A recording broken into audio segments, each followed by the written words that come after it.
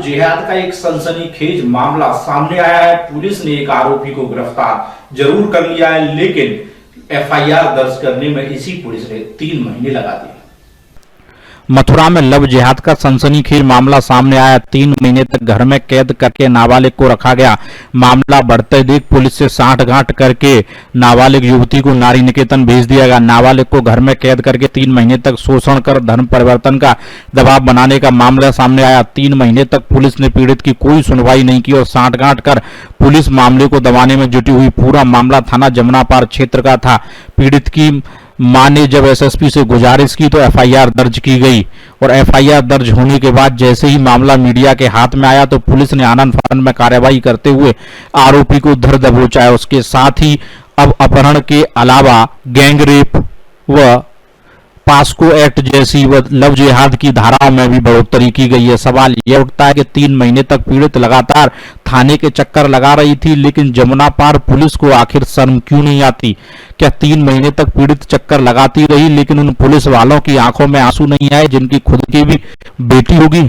सवाल यहाँ ये भी उठता है कि पुलिस आखिर उन 2 तथाकथित फर्जी पत्रकारों के दबाव में इतना काम क्यों कर रही थी कि आरोपी को बचाने के लिए अपनी नौकरी तक दांव पे लगा दी गई। अब सवाल यह उठता है कि एक आरोपी को तो गिरफ्तार कर लिया गया है, लेकिन इस पूरे षड्यंत्र में शामिल लोगों पर पुलिस कब तक एक्शन ले पाती है? सवाल ये भी बड़ा है कि उत्तर प्रदेश के मुखिया योगी आदित्यनाथ लव जिहाद पर बड़ी बड़ी बातें करते हैं, लेकिन उत्तर प्रदेश की पुलिस अपने ही मुखिया की बात सुनती क्यों नहीं है? क्या योगी का डर मथुरा की पुलिस को है ही नहीं? ललित उपाध्याय, मथुरा, समाचार 24। क्या मामला हुआ है बेटी के साथ, पूरा मामला बताएं। क्या मेरी बेटी के साथ में बहुत गलत हुआ है। नाबालिग बेटी है मेरी और एक मोमडन का लड़का बहका के ले गया था। 3 महीने उसने अपने पास में रखा।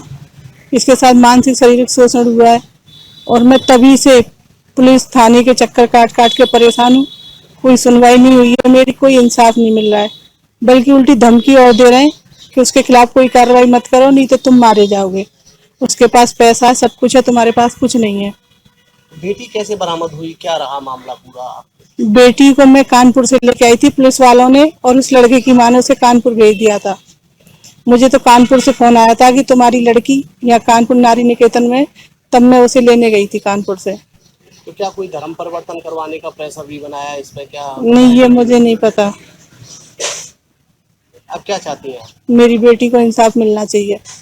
तो जो आरोपी है वो कितने लोग हैं, क्या किस तरीके से बना है? कहाँ रहते हैं? वो पीछे सिद्धार्थनगर कॉलोनी वहाँ रहते हैं और उसकी माँ इसमें एक व्यक्ति है, गुंडे टाइप के लोग हैं वो। क्या नाम है उसका लड़के? मौसम कुरैशी। कोई धमकी वगैरह भी मिल रही है? हाँ, देते हैं।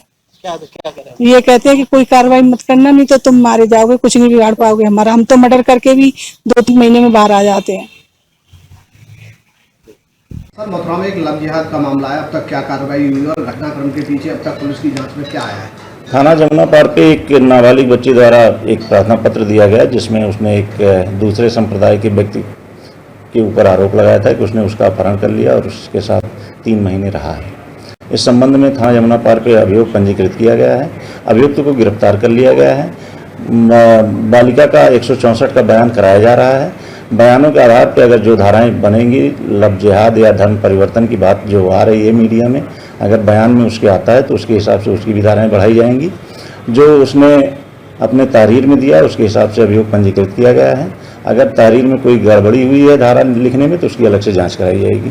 सर, पीड़िता आरोप लगा रही है कि मुझे धमकाया भी गया, कुछ लोग ऐसे हैं जो उसकी कार्रवाई में बाधक भी बन रहे हैं। सर, इस सब पर पुलिस की तरफ से, आपकी तरफ से क्या किया जाए? नहीं, उसके धमकाने की बात नहीं। उसकी माँ चूंकि एनडीपीएस में जेल थी, बच्ची अकेली थी और हो सकता है इस बीच उसको किसी ने धमकाया हो या आरोपी ने धमकाया हो, तो आरोपी तो जेल जा रहा है और बच्ची की सुरक्षा हमारे द्वारा दी जाएगी।